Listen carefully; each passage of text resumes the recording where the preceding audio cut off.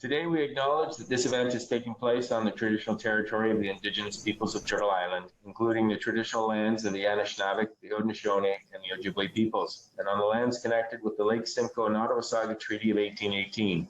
This is the home of a diverse range of Indigenous peoples, whom we recognize as contemporary stewards of the land and vital contributors of our society.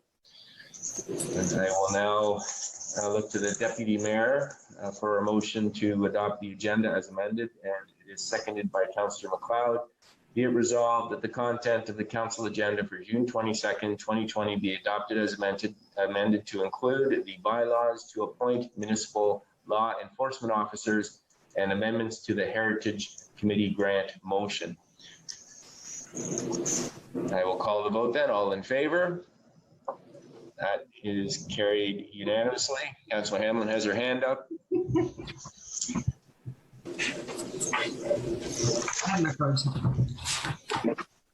Next up, declarations of pecuniary interest. Does anyone have a declaration for today? Seeing none, if you find yourself in that position as we progress, please let us know in the general nature thereof. Adoption of the minutes from the regular meeting of June 15, 2020. It is moved by Councillor MacLeod and seconded by Councillor Comey. Be it resolved that the minutes of the council meeting held June 15, 2020 be approved as presented. Any errors or omissions, Council? Seeing none, I'll call the vote then. All in favor? That is carried unanimously. Thank you. Any business arising from the previous minutes, Council? Seeing none, we will move on to community announcements, and I will start with you, Deputy Mayor. Thank you, Mayor Saunderson. I just thought I would mention yesterday, many of us were celebrating or honoring Father's Day. And the reason I mention it is in the context that this month is National Indigenous Peoples Month. The town of Collingwood has been doing an excellent job, and I would encourage people, if so interested, to check out a series of videos that have been put together from members of our Indigenous community, both within Collingwood and abroad, who are sharing their stories. And the reason that I mention it in the context of Father's Day is that yesterday was also National Indigenous Peoples Day. And I have to admit, although I knew that we were celebrating and honoring the history this month, I didn't actually know that we had a History Day, or I should say an Indigenous Day. And it's a day that was declared between the Government of Canada and Indigenous peoples. And the reason that the 21st of June was selected within the calendar was to celebrate and coincide with the summer solstice. So I bring that to people's attention. Again, if interested, check out the video series that's been posted or produced through the town. It's excellent. It is. Thank you, Deputy Mayor. Councillor MacLeod. Thank you, Mr. Mayor. I want to take a minute to pass on a little bit of praise. Last week, I was in an online event hosted by the County of Simcoe and featuring Dr. Charles Gardner, who is the Medical Officer of Health for the Simcoe-Muskoka District Health Unit. And he said, what the models have shown, now that we are into several months of the coronavirus crisis, what their modeling has shown is that the work that we have all done by staying home and by wearing masks and by only grocery shopping once in a while and the rest of it and social distancing actually has prevented somewhere around 35,000 cases of COVID in our health unit area. So that's Gravenhurst down to Alliston and over to Blue Mountains. And that, I think, is a really phenomenal success. And I know that we're all very frustrated and very tired and we want to hug our friends really badly. But we have we've kind of done it here. And I think that we need to sort of sit with that and feel some of that success, even while we are staying away from some of our nearest and dearest for a little while longer. But 35,000 cases, we really, really need to think about that. And especially with the mortality rate being what it is from COVID, depending on who you talk to, between 2 and 8%, that's a lot of lives saved as well. So yay us. Thank you. Councillor Comey. Thank you, Mr. Mayor. It's National Pollinator Week, and Pollinate Collingwood is asking you to follow them along on Facebook at Pollinate Collingwood. They are posting activities and giveaways and fun facts about native pollinators. And for those who might not know, there's a great partnership relationship between PRC and Pollinate Collingwood and a lot of our local residents with getting a lot of wonderful native pollinator plants around town. And you can learn a lot more about it by following along at Pollinate Collingwood on Facebook. Thank you. Thank you. Councillor Madigan. I have nothing this evening, Mr. Mayor. Yes. Thank you. Councillor Doherty. Thank you, Your Worship. 2 items. First of all, just to remind the members of the public that our Canada Day celebrations will be just a little different this year, but hopefully just as fun and engaging as they always are. We will be partnering with the Peak to Shore Festival and featuring all kinds of musical presentations and other presentations on Facebook. And there will be other activities, and there are many recommendations for how we can participate individually or by neighborhood, and all of those recommendations can be found online. And secondly, just a reminder that the official plan update is still ongoing, and our planning department and consultant are still soliciting for feedback from our residents. So please, if you have a good idea as to, how you would like to see our community evolve in the next 20 years, and please go online again to the town website, to the Engage Collingwood page, and fill out the survey. And that's it for me and my cat Chloe this evening. Thank you, Councillor Doherty. You have a very patriotic cat. Councillor Berman, that's a no. Okay. Councillor Jeffrey. Nothing tonight. Councillor Hamlin. Thank you. So this week on Wednesday from 4:30 to 6 is the last in the series of the called Mapping Our Road to Recovery that's being hosted by the Institute of Southern Georgian Bay. So if you were to go onto their website, you can sign up for free. And the topic this week, I'll just read from here, working towards a more resilient, inclusive, and sustainable future will feature speakers from the major sectors of business, nonprofit, charitable, government, and philanthropy. This session will explore themes and action items in some of the recovery task force across the region, like Collingwood, and how we can align ourselves, objectives, pool resources, and accelerate collective action towards creating a more resilient, inclusive, and sustainable future. Speakers will include our own Mark Palmer, and I'll just give a shout out to the mayor. Thank you for speaking at the last event. Thank you. Thank you. It was a great opportunity, and the Institute's doing a wonderful job. And congratulations to them for becoming so proactive in the regional road to recovery. So we'll be interested in seeing where those discussions take us, and I will be tuning in with interest on Wednesday. So thank you for that, Councillor Hamlin. I have one announcement tonight, and that is to announce that the doorway art installation to engage our community is on the ground. There are 2 here at Town Hall, one at the library and one which will be moving around town. And it's to invite the commentary and engage the public in discussions about diversity and tolerance and combating racism in our community. So that is an exciting art installation, and congratulations to staff for getting that in place so quickly. So those are it for announcements tonight, and that brings us to the consent agenda, and it is moved by Councillor Comey and seconded by Councillor Madigan. Be it resolved that the general consent agenda, having been given due consideration by council, be received.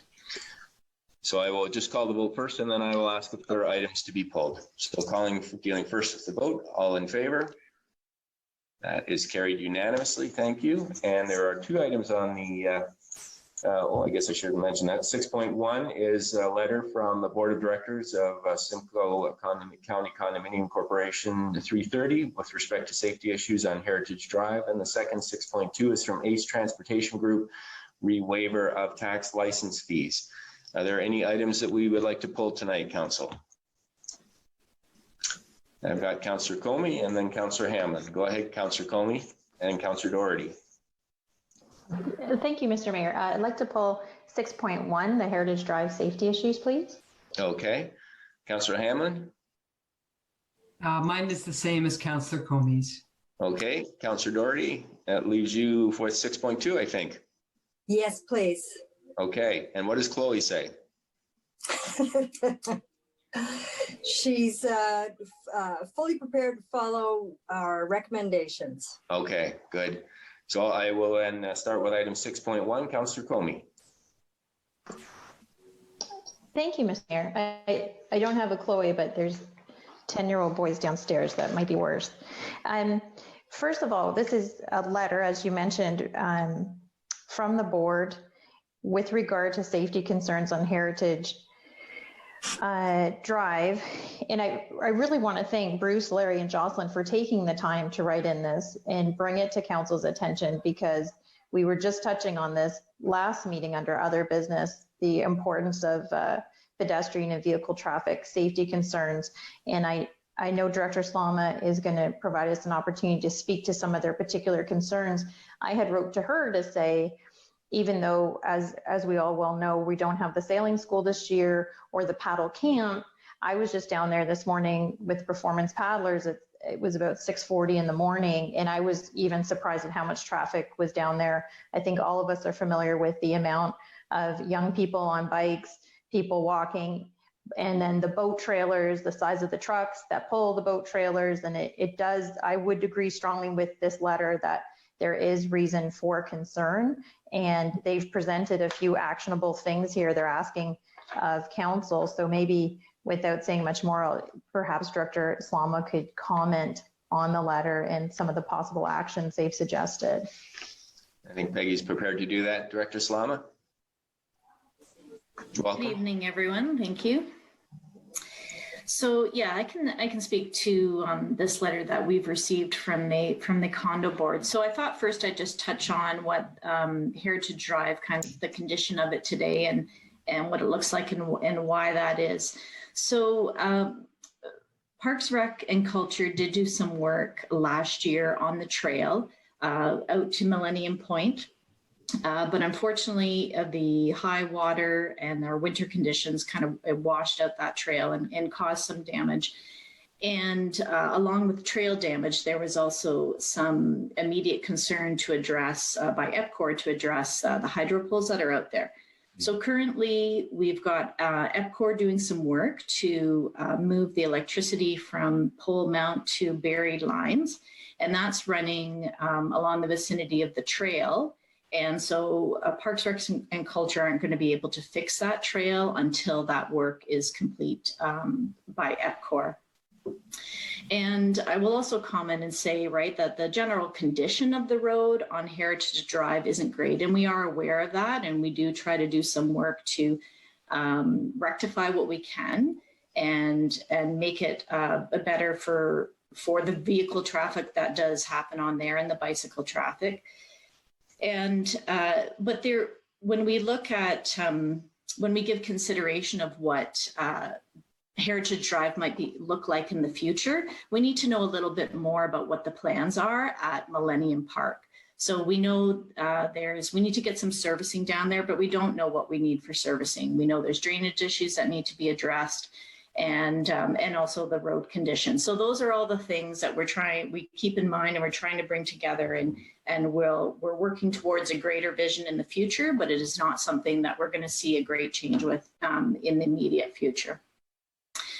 With respect to the request for this to be a community safety zone, that is something we can consider at this location. Heritage Drive is the entrance to a park, and community safety zones can be applied in school areas and park areas. So that is something that we can do. It would require the passing of a bylaw, and it would result in the doubling of speed fines for any enforcement that happens on that road. So staff would support the implementation of this. The letter also requests a consideration of lowering the speed limit to 30 kilometers an hour. We're not confident that lowering the speed limit would actually see a reduction in speeds, would really make a difference for the drivers, but I think that a community safety zone would. And we would also comment that the OPP is aware of the issues, and we know that they do some enforcement on Heritage Drive, and that they have issued tickets. So we will make sure that this letter that the town has received is forwarded to the Police Services Board for their correspondence consent agenda. And we also have forwarded this letter to the detachment commander as well, like immediately today, so that she is aware of it, and she can take it into consideration. Another comment from the letter from the condo board was asking about a crosswalk at Side Launch Way and Heritage Drive. And people who go down there know that Side Launch Way isn't fully developed yet. Like the whole shipyards development is not complete. And in particular, what's not complete is the development blocks that are on the west side of Heritage Drive. So it would be premature for us to consider a crosswalk at that location at this time. But as we review the development applications when they come in, we can give some consideration to that.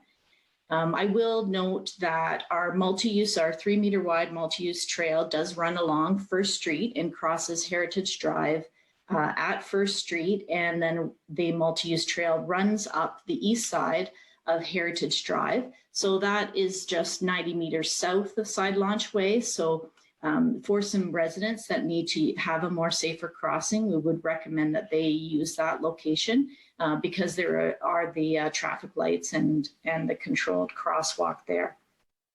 And I think the last comment was just about monitoring the pedestrian and cycling adherence to the rules of the road. So that also falls under the jurisdiction of the OPP. So again, they'll be made aware of the concerns for the area when we forward this letter to them. So those were those are the points or my comments with respect to the recommendations included in that letter. If anyone has any more questions.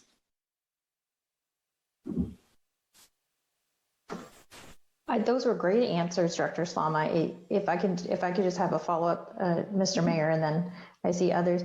The community safety point, if staff would be willing to consider it, and if council were to agree, how could we move this forward given it's the summer months and it's really a peak time for both traffic and bikes and all this wonderfulness? And given that we don't meet in August, what could we do to move that along? Through the mayor to Councillor Comey. So it would be a tight timeline for us to bring a staff report for development and operations in July, but we could try to do that, understanding that if we don't hit it in July, then we're not seeing it again until September. Is it because you need a whole bunch of data to support it being a community safety zone? You need the speed data to go with it? We have some speed data that we could use, and we can we can move our radar recorders and collect some more data. It's just a matter of the resources, right? Our staff resources and prioritizing it. So. Okay, I appreciate that. Thank you. You're on mute, Mayor Saunderson. Thanks, Peggy. I was worried that there might be a cat in my room. So I had Councillor Hamlin next, and then the Deputy Mayor. So go ahead, Councillor Hamlin.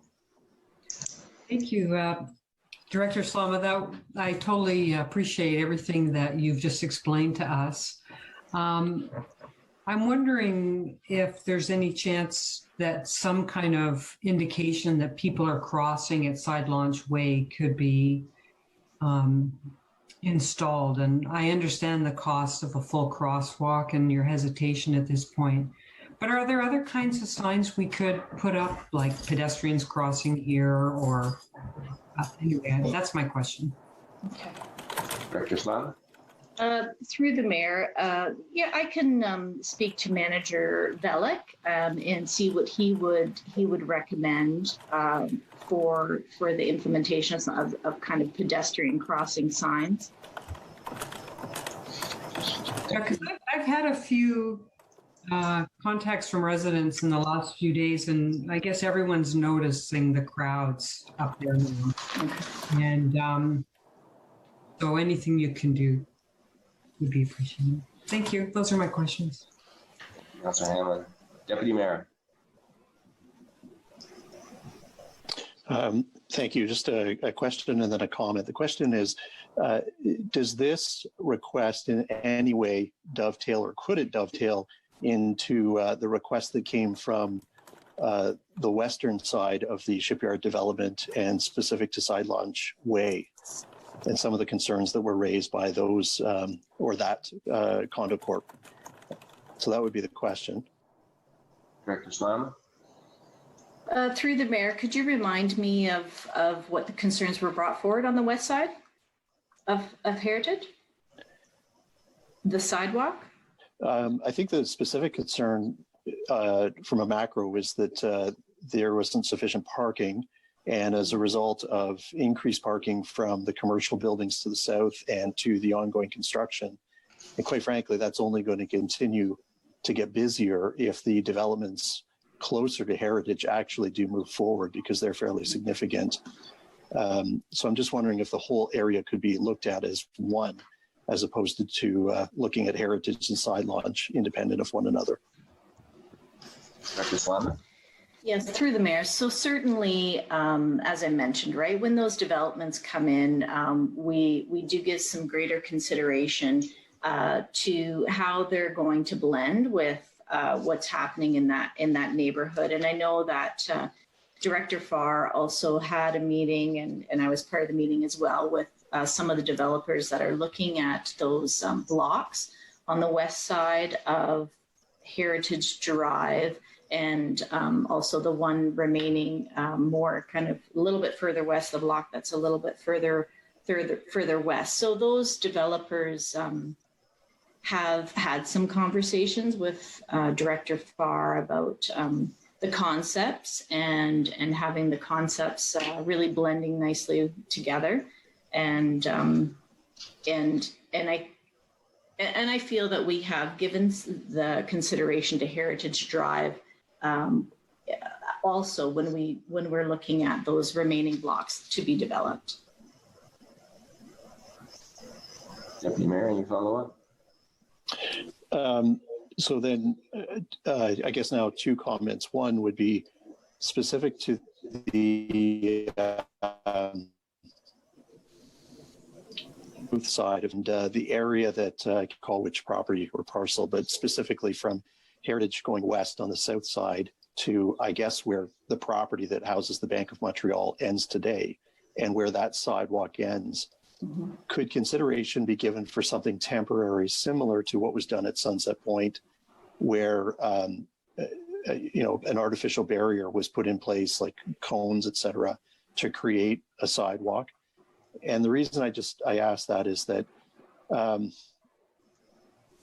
And I say this respectfully, and it's not intent. It's a bit of a dog's breakfast in that particular area, in terms of where properties end, where they start.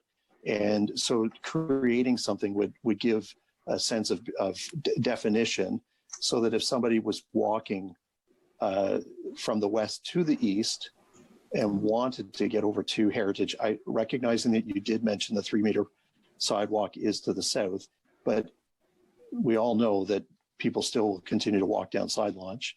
And perhaps if for the summer we put in some type of sidewalk using barriers similar to what was done at Sunset Point, to create that sense of a sidewalk. And then the last comment would be, and it really just sort of ties into COVID, and from an observational standpoint, the OPP are certainly down there on a much more regular basis, and seem to be doing, as a result of trying to control the numbers going out to Millennial Park, seem to be doing a better job of just enforcing speed, et cetera, simply because they're physically there in their cruisers, which is a good thing. So thank you. Thank you, Deputy Mayor. And items, is this related to 6.1 or 6.2? Yeah, just quick comment. Thank you, Mayor Saunderson. Yeah, no, my question was, does, I know we've never lined Heritage Drive at all. In terms of safety of traffic and separating, does that help at all? Like a lot of municipalities you see going into their communities where they have slow painted across. I think of Caledon, and I think of Fergus, and I think of just keeping the message out there front and center to people as they're going down. I don't know if it helps or not. There may be data that suggests it doesn't. Through the mayor, that again is something that I could have a conversation with Manager Velick about. He probably has some good comments on that and some awareness of if how beneficial it would be, or help or not help. Yeah. Okay. Thank you. Thank you. Seeing no further comments on item 6.1, 6.2, Councillor Doherty. Thank you very much. This was a request from ACE Transportation, as you know, for a reduction in their regular licensing fees in recognition of the exceptional economic circumstances under COVID-19 this year, and in particular because they were designated as an essential service and therefore had no choice but to operate to provide needed transportation to individuals during this entire pandemic.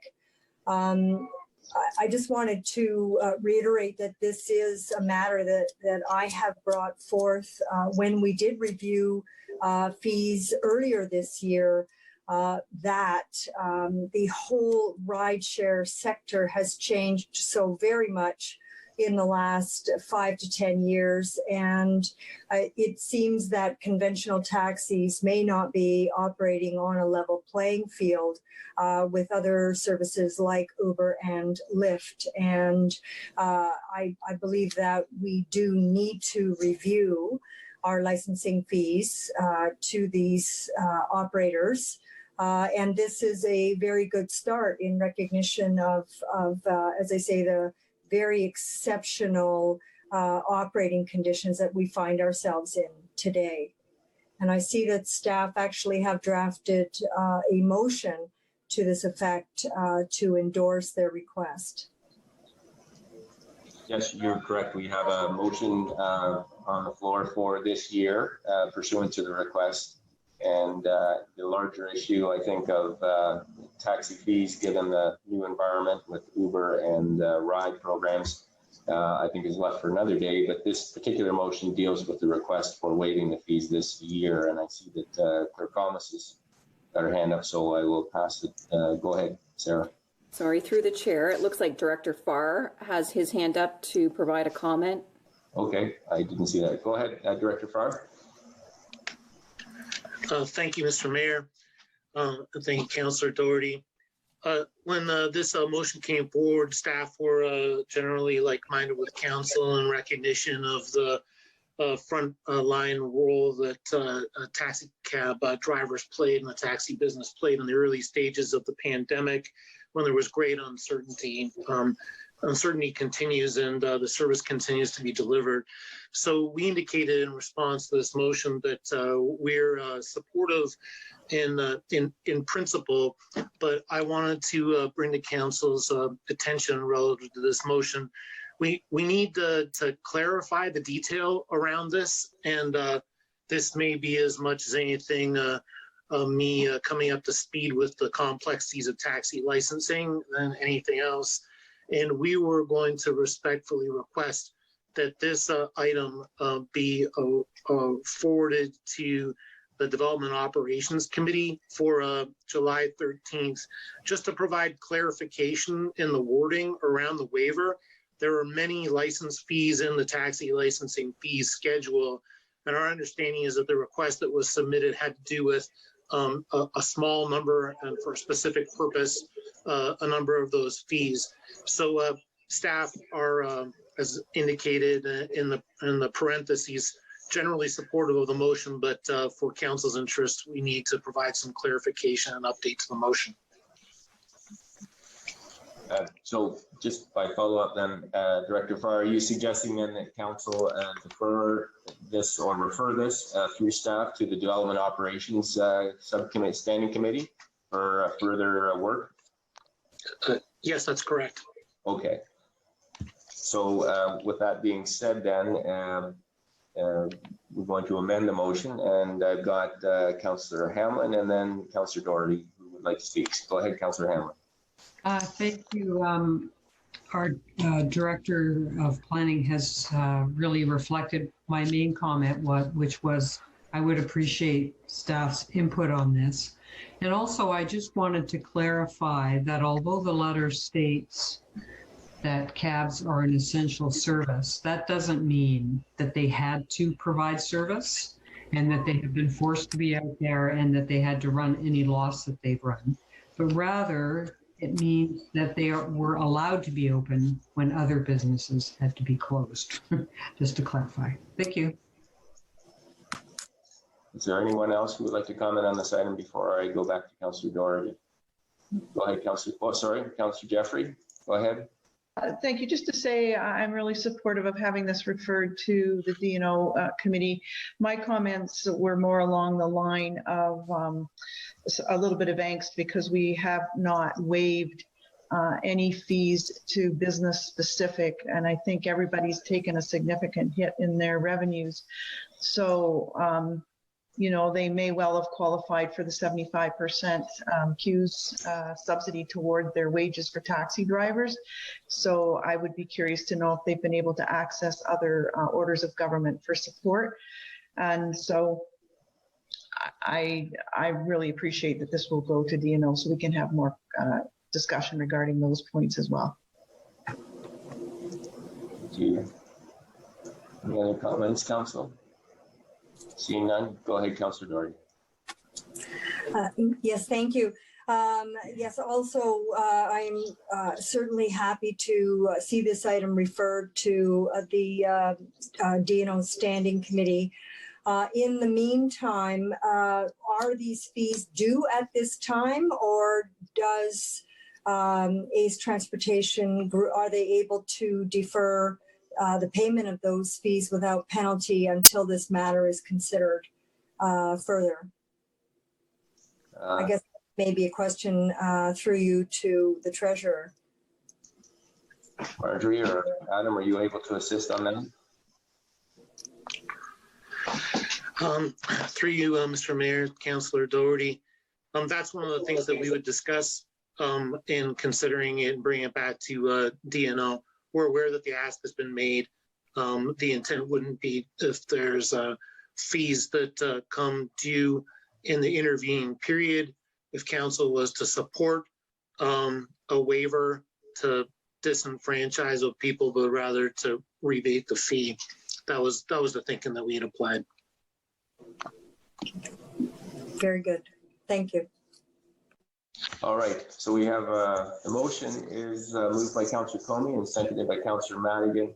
Be it resolved that council refer this item and the request from base cab to the Development and Operations Standing Committee for review and input from staff. Any questions or comments on that before I call the vote, Council? Seeing none, all in favor? And that is carried unanimously. Thank you. That brings us to reports and minutes of other committees, and item 7.1 is moved by Councillor Comey and seconded by Councillor Madigan. No, that's the consent agenda. It's moved by Councillor Comey and seconded by Councillor Madigan. Be it resolved that Council, no, that's another motion. Here we go. It's moved by Councillor Berman and seconded by Councillor Hamlin. Be it resolved that the minutes of the following boards be hereby received and recommendations contained therein approved. The Collingwood Public Library Board minutes of May 28, 2020. First, I'll call to receive the minutes, and then I'll ask if there are any comments or questions coming out of this. All in favor? That is carried. Thank you. Are there any questions or comments arising from the minutes? Councillor Hamlin. Mr. Mayor, through you to staff, I noticed that item 5 of the minutes was the resolution of the library board to postpone indefinitely their 2020 to 2024 strategic plan. And I was wondering if there was an option to the library board to defer their strategic plan to a specific date, just so that it ensures it comes back on the agenda at some point. Do we have Director Hay with us? CEO, go ahead. Thank you. Through you, Your Worship. Yeah, I think when we said indefinitely, we just meant until we had a chance. We haven't been able to go out to the community and do any kind of survey work or anything like that. And so we were just sort of putting it off until the conditions with COVID-19 were better and we were able to. We originally planned on doing some focus groups, and under the current conditions, we really aren't able to do that. So it was just a recognition that until we were able to do that sort of work, we didn't really want to proceed with making any changes or coming up with a completely new strategic plan. We wanted to be able to have the opportunity to get out to the community and hear what they had to say. Because it was our intention this year to renew that strategic plan, but under the conditions, we just didn't see how it was possible. So in lieu of that, the board decided just to continue with the current plan until it was able to actually do the sort of things we wanted to do. Thank you. I just wanted to make sure sometimes when things are deferred indefinitely. Yeah. That's what it means. But I hear you. Thank you. Yeah, perhaps it wasn't the best wording. That's okay. Thank you. You're welcome. Thank you. Thank you, Ken. Any other questions or comments about the library minutes? Councillor Comey? Thank you, Mr. Mayor. I was just going to comment on the waiving of the fees, overdue fees. I think that was a very nice decision by the board. I know we had a stack here at our house, and I appreciated getting them back. But I was going to, through you to Ken, please. The question is, do people have the option to still pay their fines? Like, are they accrued, and then at a friendlier, better time for people to come in, will residents have the option to make that payment? CEO? Through you, Your Worship. That hadn't actually occurred to us that people would want to hold on to their fines and pay them later. I'm sure we would take them, but no, the intention was just to waive them for this year.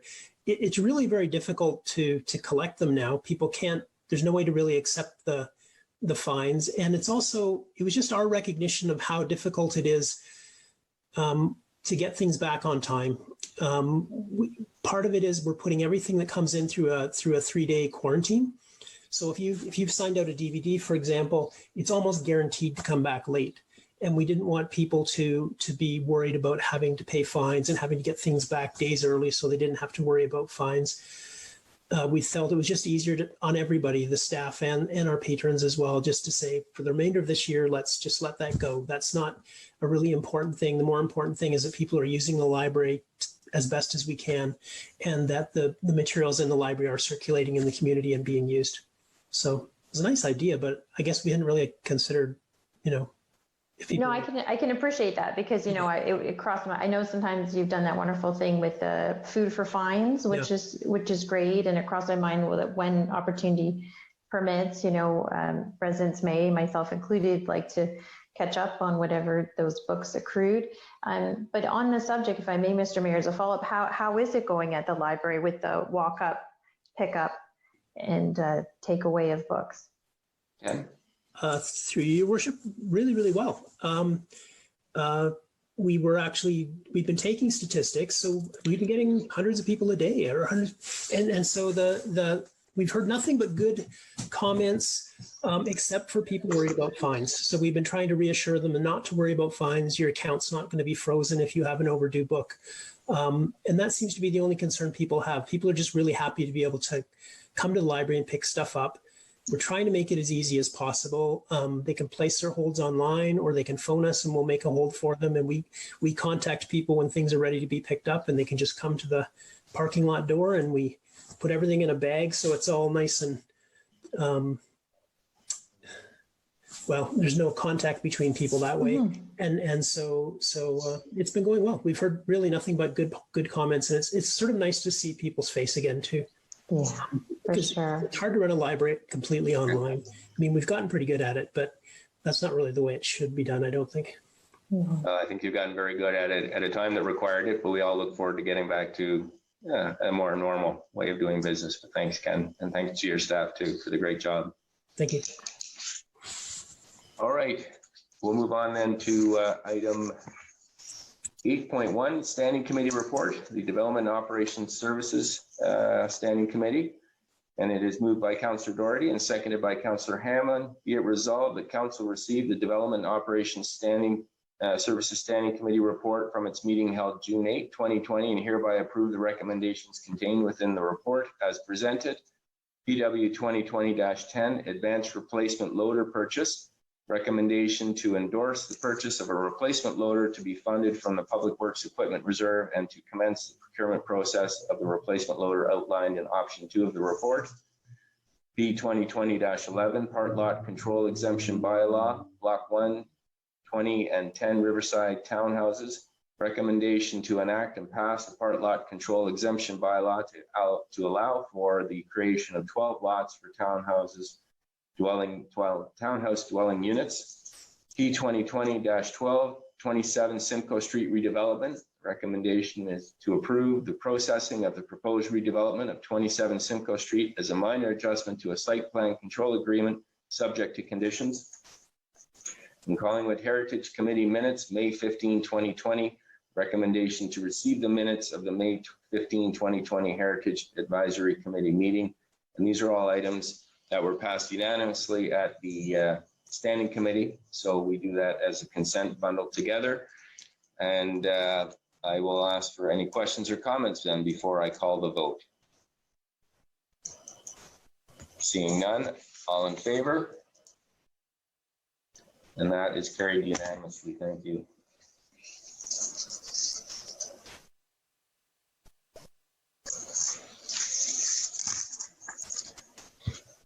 And this takes us to 8.2, reports, minutes of other committees and boards. 8.2.1 is the Collingwood Heritage Committee recommendations of May 15, 2020. And it is moved by Councillor Doherty and seconded by Councillor Hamlin that the Development and Operations Services Standing Committee requests staff to report back at the council meeting of June 22nd, 2020 to confirm if monies can be allocated within the 2020 Heritage budget to ensure that the full 40,000 budgeted for the 2020 grant applications can be attained. And I think there's a change to that because we have got that wording. And I'll just look to clerk on this to make sure I'm correct on that. Yes, I found the updated motion. My apologies. So it's moved by Councillor Doherty and seconded by Councillor Hamlin. Be it resolved that the minutes of the Collingwood Heritage Committee meeting held May 15, 2020 be received. And further, that the council authorize the reallocation of funds within the 2020 Heritage budget to ensure that the full 40,000 budgeted for the 2020 grant applications can be attained and grants be prorated on that basis as confirmed by staff. And further, that all grant recipients be advised that all grant monies shall be used and submission material be provided to the town by not later than February 15th of the following year to be eligible to receive their grant. Are there any questions or comments on that item before I call the vote? Seeing none, all in favor? Okay, Councillor Doherty, you wanted to make a comment? Go ahead.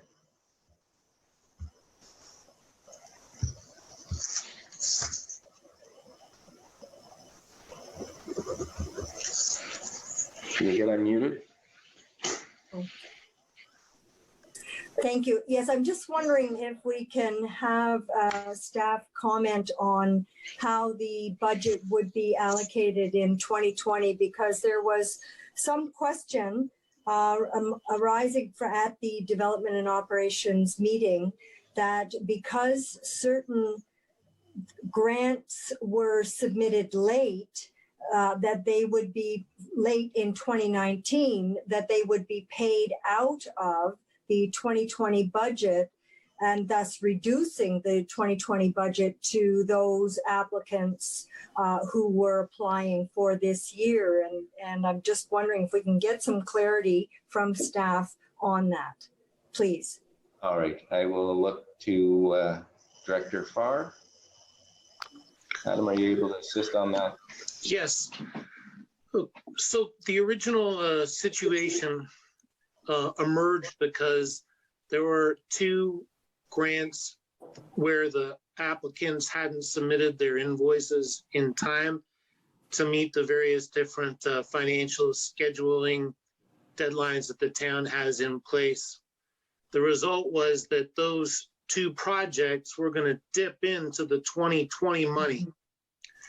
With this motion that had been made by council to see if we could, I guess, make the applicants for 2020 whole, that is not to discount them by the amount that was being paid to the 29 applicants.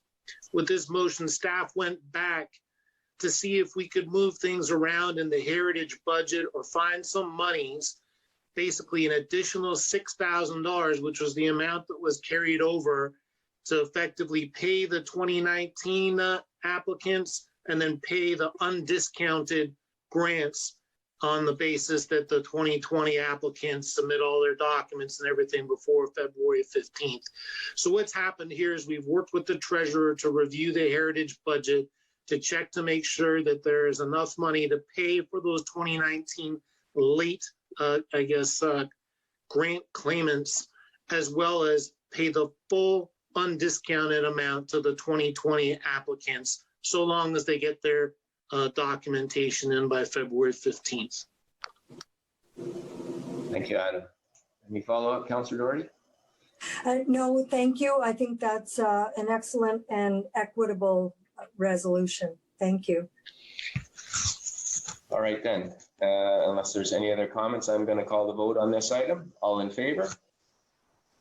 And that is carried unanimously. Thank you. And next up is item 8.3. It's the bylaw to put the part lot exemption in place, and it's moved by Councillor Doherty and seconded by Councillor Hamlin. The bylaw number 2020-42 being a bylaw to enact and pass a part lot control exemption to allow for the creation of 12 lots for townhouse dwelling units at blocks 1, 2, and 10, Plan 51M-1124, be enacted and passed this 22nd day of June 2020. Any comments or questions, Council, before I call the vote? Seeing none, all in favor? And that is carried unanimously. Thank you. And this brings us to item 9.1, staff reports, CAO 2020-6, Collingwood Downtown BIA Farmers Market 2020 funding request. And I will pass it over to CAO Skinner to introduce that. Thank you very much, Your Worship. Yes, we, as you know, received the request. Council received the request at the last meeting via the correspondence consent agenda. to help the BIA fund the farmers market for 2020. And staff took a look at this with the help of the Business Development Center and the Treasurer and others. And we've made a recommendation that the council consider providing just a $5,589 from the COVID Recovery Fund to the BIA. This recognizes a few items, and in particular that there are many benefits from the farmers market to the broader community. We also looked at the full request that had come in. It was looking at whether they would, all the things that are required after conversation between the BIA and the Simcoe Muskoka Health Unit.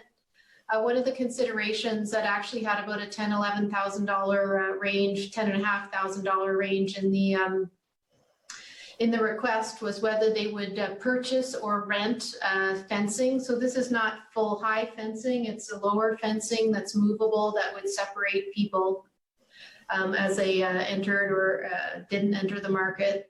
And upon conversation with staff, we didn't think that we had an ongoing town need for the fencing for multiple years. And with the unknowns on whether we'll need it for COVID-related purposes, we recommended that the rental option made sense to staff.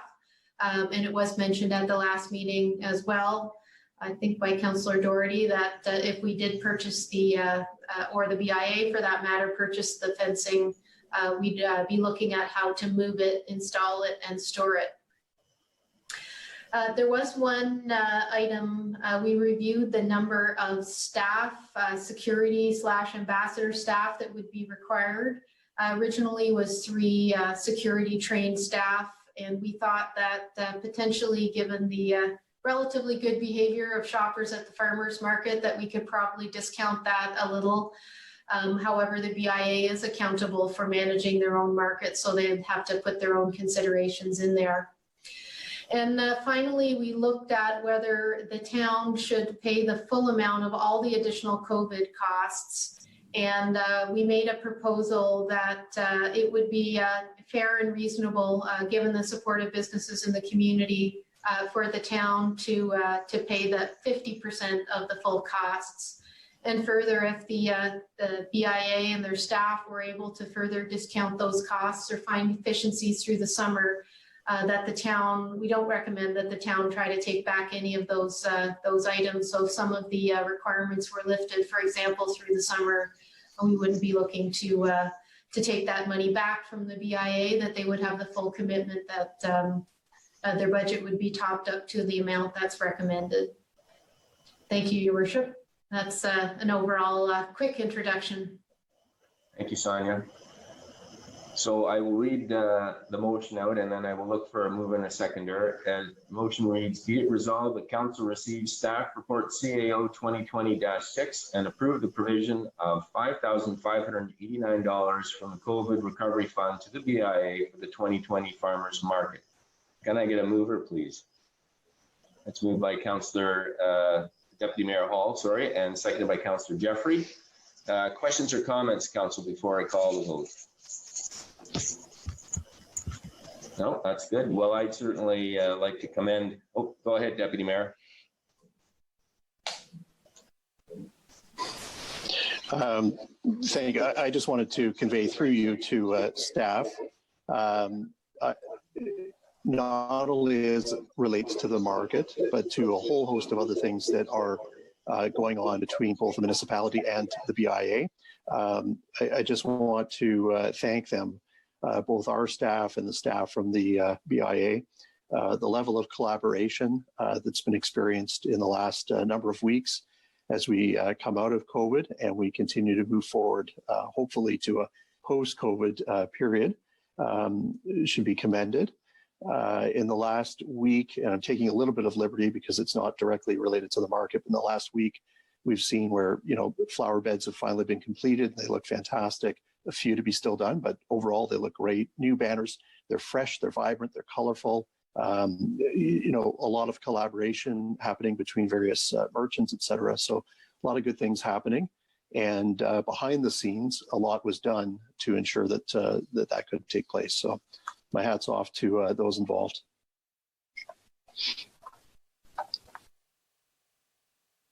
Sorry. Any other questions or comments, Council?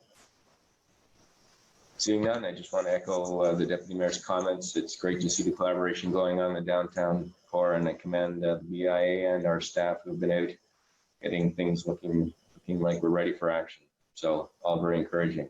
With that, I will call the vote. All in favor? And that is carried unanimously. Thank you very much.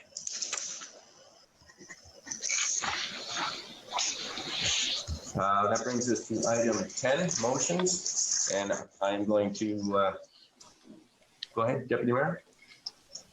Sorry, I didn't want to prejudice the vote, but as a result of the passing, the Collingwood Farmers Market will be open this Saturday. So that's the 25th. So we can look forward to that.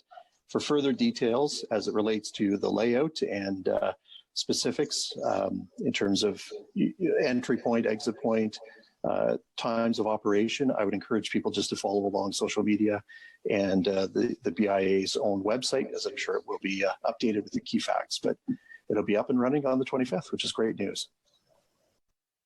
Very good news. And with that, Deputy Mayor, I'm going to pass the chair over to you for item 10.1, which is the rainbow sidewalk installation.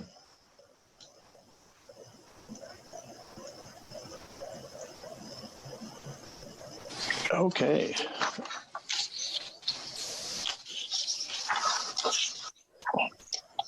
Thank you, Mayor Saunderson. As I'm looking for my cheat sheets that were handed out by the Deputy Clerk earlier today, I'm assuming that you've got a seconder for your motion? I don't, so I will. You don't? Go on. Okay, so there's a few. In that case, I see a seconder already, so I'll read it through.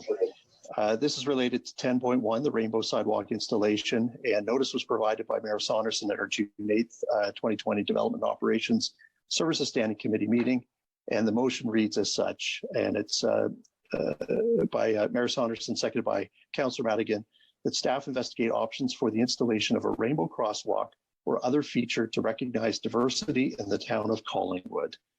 And assuming you would like to speak to this, Mayor Saunderson, would you like to go last? I can't. Sorry, you were muted.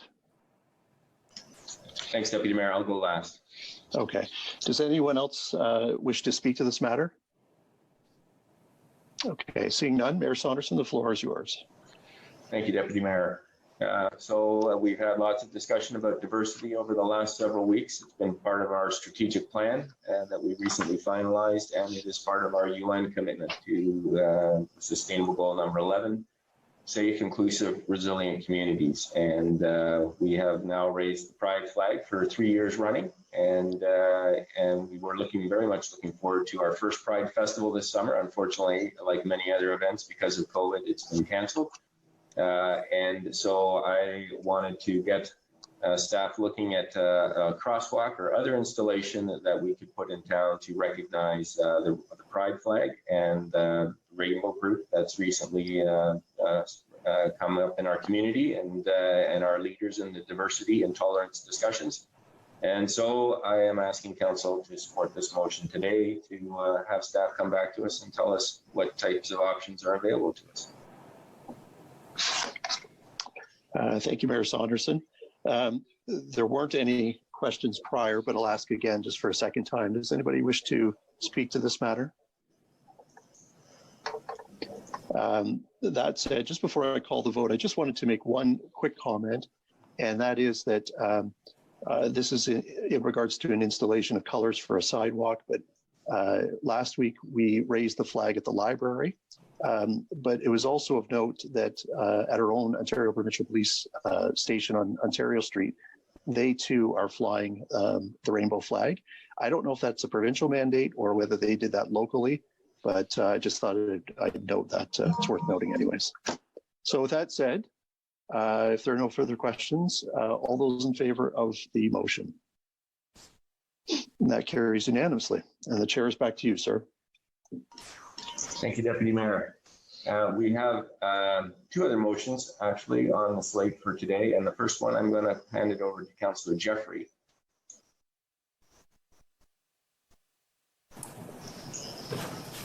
Thank you, Mayor Saunderson. I was thinking I was going to come under notice of motion. Were you Sorry? looking to waive notice though, weren't you? Yeah, I'm looking to waive notice for sure. Yeah, okay, so I'm gonna bring you up now so that you can put your motion on the table and explain the urgency. Okay, thank you very much.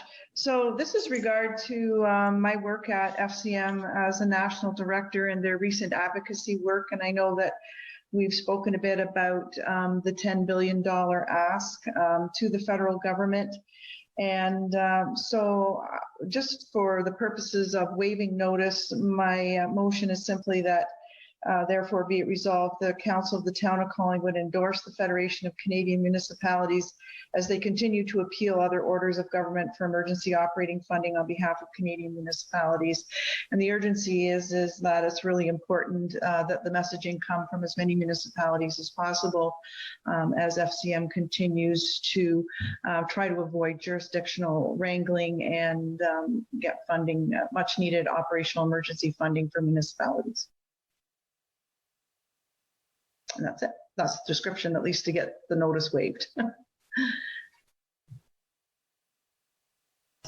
I look for a seconder to waive, for the motion to waive. I have Councillor Berman, and I will call the vote. All in favor of waiving the notice of motion? And that is carried. And now I'll pass it back to you, Councillor Jeffrey, for your motion. Thank you, Mayor Saunderson.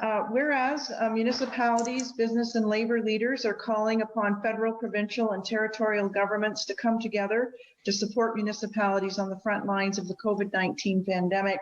And whereas in April, FCM released a report showing that municipalities nationwide face a near-term gap of 10 to 15 billion due to the pandemic, and municipal leaders are seeking emergency funding to keep frontline services going strong and to be ready to drive Canada's recovery.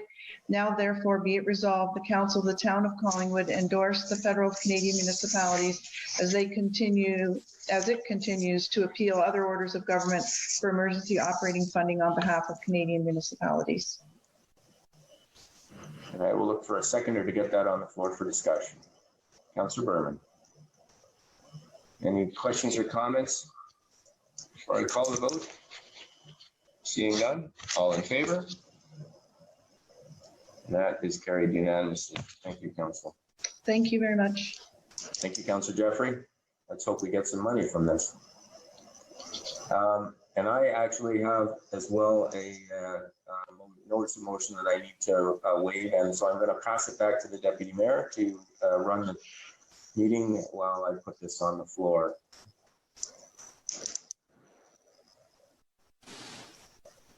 Thank you, Mayor Saunderson. So I will turn it back to you to simply provide a preamble, and then I'll look to find obviously a mover and a seconder to provide notice to waive.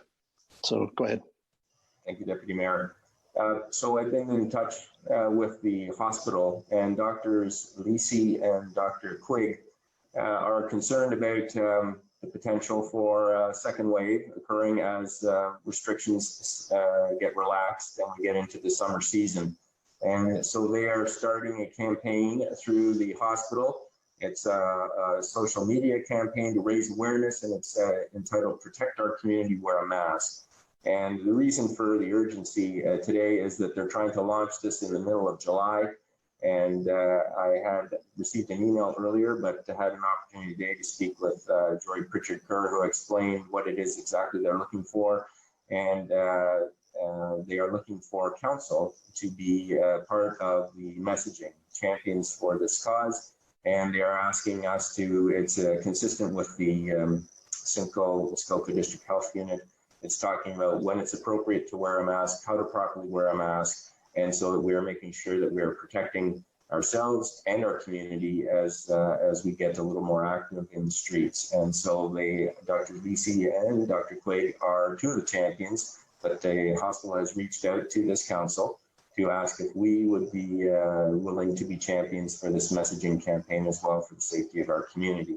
So to get the program properly launched in the middle of July, I am asking council to waive notice today and to consider the motion so that we can give the hospital an answer and in appropriate time for them to launch the campaign with or without our involvement.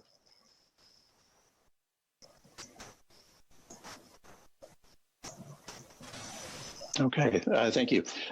So then looking at my screen, do I have a seconder to provide notice? Councillor Jeffrey? So then I'll call the vote then to request notice. Oh, sorry, go ahead, Councillor Doherty. Apologies, you were just going to call the vote to waive notice, is that right? That's correct, yes. Oh, thank you, sorry, I'm jumping ahead. No, that's okay. So moved by the mayor and seconded Councillor Jeffrey. This is to waive notice. So all those in favor? Okay, and that's carried unanimously. So do you actually have a notice, a formal notice, Mayor Saunderson?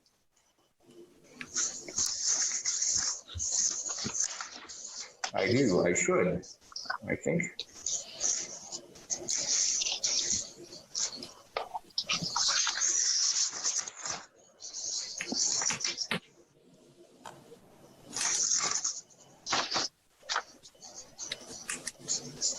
I might not. So that being the case, then the notice of motion is that council accept the invitation of the CGMH Hospital and agree to be champions in the media campaign, protect our community, wear a mask, to help spread the word about the importance of wearing a mask in appropriate social settings in our community for the protection of our residents and our community. Okay, just before I ask for a seconder and then open it up for discussion, Clerk Almas, was that captured properly? You're good with that? Certainly. We did have a motion prepared, but what Mayor Saunderson provided is sufficiently covers it. Okay. So, Mayor Saunderson, would it be fair to say that you've already captured the motion in terms of the request? Yes, what I would add, and I think probably the clerk had this captured in the motion, but the media campaign is really to inform our residents and the public, including people coming to Collingwood, not residents. Now, number one, why it is important to wear a mask now. 2, how to wear, store, and clean masks properly. 3, when to wear a mask. And 4, where to find or how to make low-cost masks. So it's really about getting information out there to make sure that people understand the proper use of the masks and how to use them properly and how to take care of them. And as I said before, it is consistent with the Simcoe Municipal District Health Unit messaging about wearing a mask when you can't maintain the safe social distancing of 2 meters. So this is, and as well, this does dovetail in with the task force recommendation about trying to create a sort of code of behavior so that confidence and trust is in the public to use our stores, to shop and move around in our community and do so in a way that protects our health. Okay, thank you. So before I go any further, I will ask, is there a seconder for this particular motion? Councillor Hamlin, so we'll have Councillor Hamlin second it. Would anybody like to speak to this, or does anyone have any questions? So I've got Councillor Doherty followed by Councillor McLeod. Go ahead, Councillor Doherty. Thank you very much. Through you to the mayor. Just to confirm, this is a motion to assist in the communication of a hospital initiative to encourage the use of masks, but not to mandate the use of masks. Is that correct? Masks. My understanding is that that's something that would be done by the health unit, as happened in Guelph, but the Simcoe Municipal Health Unit has not mandated masks. So we are working together as a council with the hospital to get the proper messaging out about the importance to wear a mask when it's appropriate. Thank you.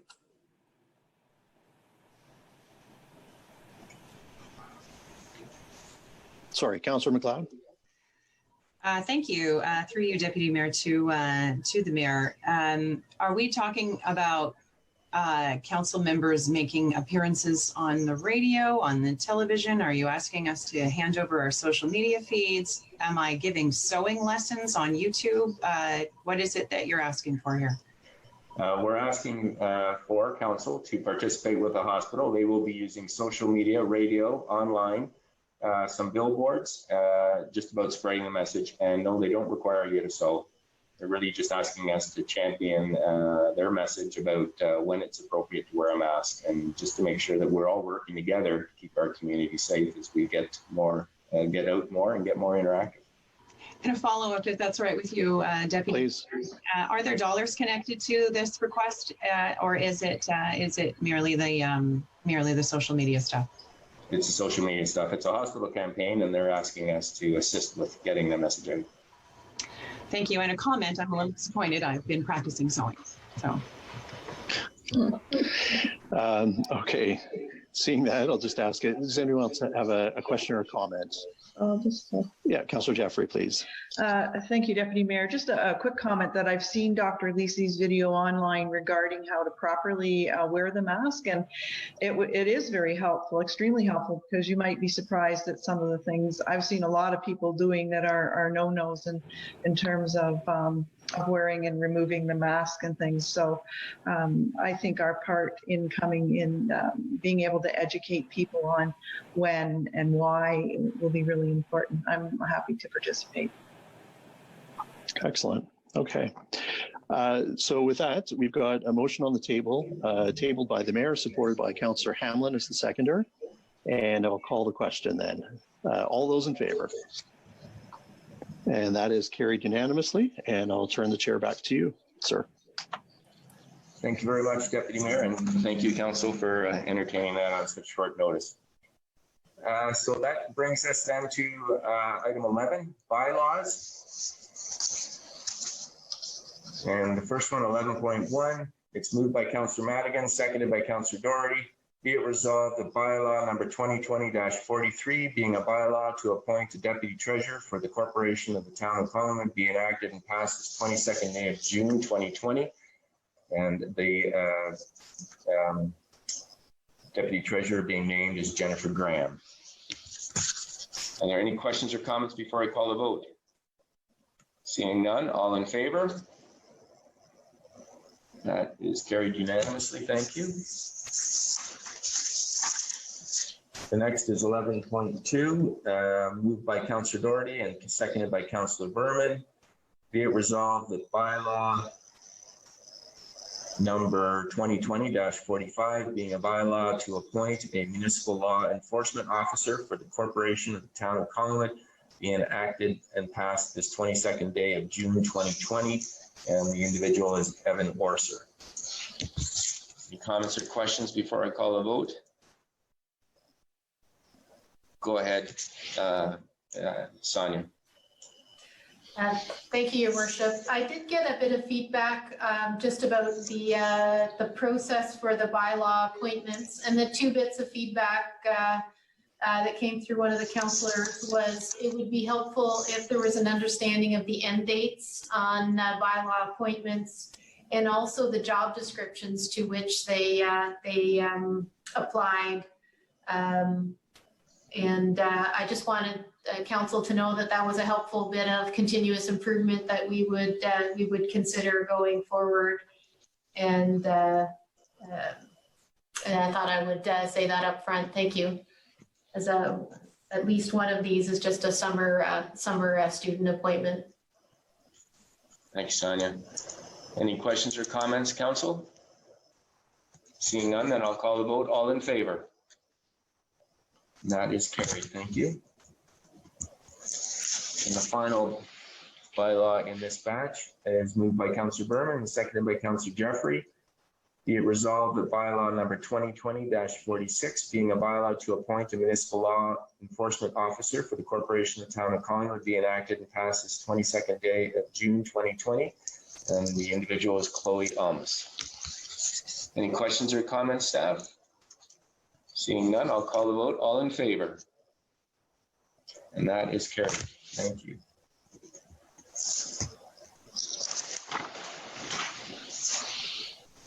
So that brings us to notices of motion. Are there any notices of motion, Council? Seeing none, I'm going to call again on the Deputy Mayor because I have a notice of motion. So I will pass it to you, Keith. Thank you, Mayor Saunderson. Back to you to read in or provide your notice of motion. Okay, so we had been approached in the past by Spirits Canada for Fairness for Ontario Spirits campaign, and we have been approached by them again. And the campaign has been as beer was brought into grocery stores. Spirits Canada felt it was only fair that grain alcohol also be brought into the stores, grocery stores as well. And so now that beer is available in our grocery stores, but not alcohol, they are continuing this campaign. So I will be asking Council at our next meeting to be it resolved that Council support the Spirits Canada Fairness for Ontario Spirits campaign, which advocates for the inclusion of Ontario-made spirits in all provincial grocery stores currently authorized to sell beer, wine, and cider. And that is it. Thank you, Deputy Mayor. Okay, thank you. Turn it back to you then, sir. So if there's no other notices of motion, we had a county report last week. I don't know if there's anything you wish to speak to today, Deputy Mayor? There wasn't, no. Okay, all right, thank you. So that brings us to item 14, 14.1, old or deferred business. Is there any old or deferred business, Council? Seeing none. 14.2, other business. Are there any items under other business tonight? Councillor Jeffrey. Thank you, Mayor Saunderson. I just noticed in the AMO update that came out today that the province is considering requiring municipal support for new and expanded water bottling proposals. And it's announced that it's consulting on proposals to manage and protect surface and ground water quality. And they're looking for municipal official input up to August 2nd, 2020. So I don't know if this occurs through NVCA, through our rep, if they've heard of this for the area, or through our planning department, or if we've had a heads up on that yet. Just wondering. We'll look to staff as who would like to answer that question, or do we have any information? I guess the answer may be that we don't. I'll look to Councillor McLeod, who's our vice chair of the NDCA. Councillor McLeod. And we have a meeting on Friday. I will certainly be requesting information from staff at the NBCA. I'll report back to you at my earliest convenience. Thank you. Thank you. I've got CAO Skinner, go ahead. And then I have Councillor Hamlin. Thank you, Your Worship.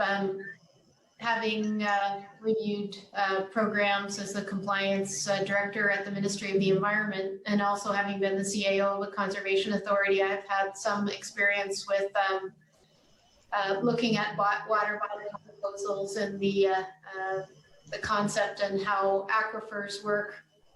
And one of the challenges for a municipality in this topic specifically is that aquifers have no, they don't respect geographic boundaries very well. This is, while a very important thing for Ontarians to understand. And right now, with municipalities that are using aquifers for their drinking water, it's typically the conservation authorities through the Drinking Water Source Protection who have who've looked at aquifers. So I would be happy if it's appropriate after NVCA has looked at things to bring forward a brief staff report, but this is generally not an area where municipal staff have expertise upon which to provide value to council in providing ongoing decisions of this type. Thank you. Thank you, Sonia. Councillor Hamlin, I think you had your card up.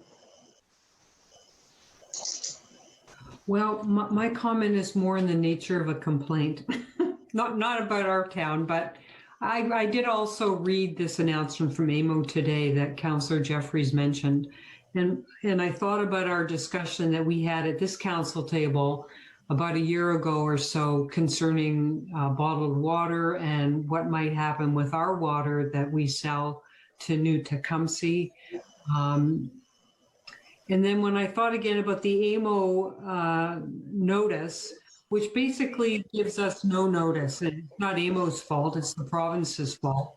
I just have to think that really it's not a consultation where they're really looking for input for municipalities, because no municipality could get that request for information, deal with it at a council meeting, ask staff to do some work on it, debate it, and get a response back by August the 2nd.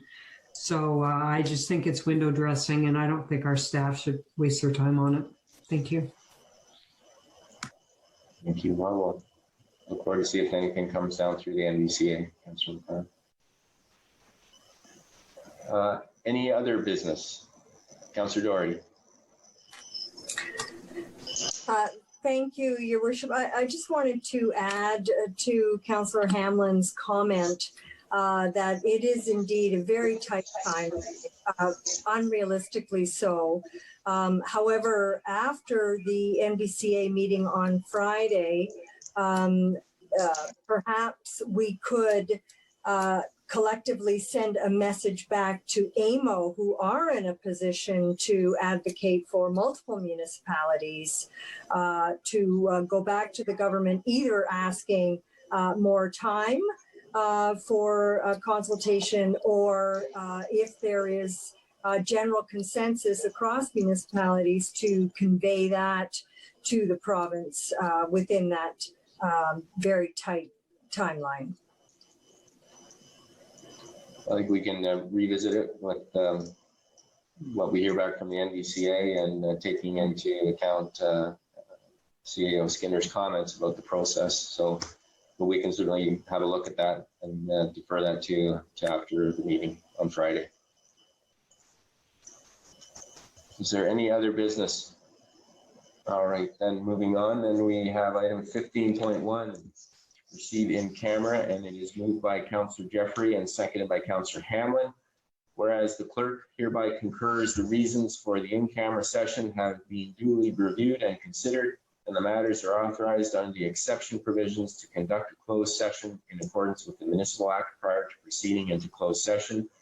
Therefore, be it resolved that this council proceeds in camera in order to address a matter pertaining to a proposed or pending acquisition or disposal of land for town or local board purposes, personal matters about an identifiable individual, including town or local board employees, a position, plan, procedure, criteria, or instruction to be applied to any negotiations carried on or to be carried on by or on behalf of the municipality or local board, the security of the property of the municipality or local board. And the items for discussion are easement agreement, 41 here Ontario Street, use of road allowance request, and Heritage Advisory Committee membership. Are there any questions or comments before I call the vote? Seeing none, all in favor? That is carried unanimously. So it's now 22 minutes after 6. I will say that we should reconvene at 25 to 7 so that people can have a break. With that, I will pass it over to the clerk. All right, so we will resume at 6:35, and we will start the process for our in-camera meeting at that time. Anybody that is watching, they're welcome to stick around or watch on Rogers or our live feed to watch the remainder of the meeting following the in-camera.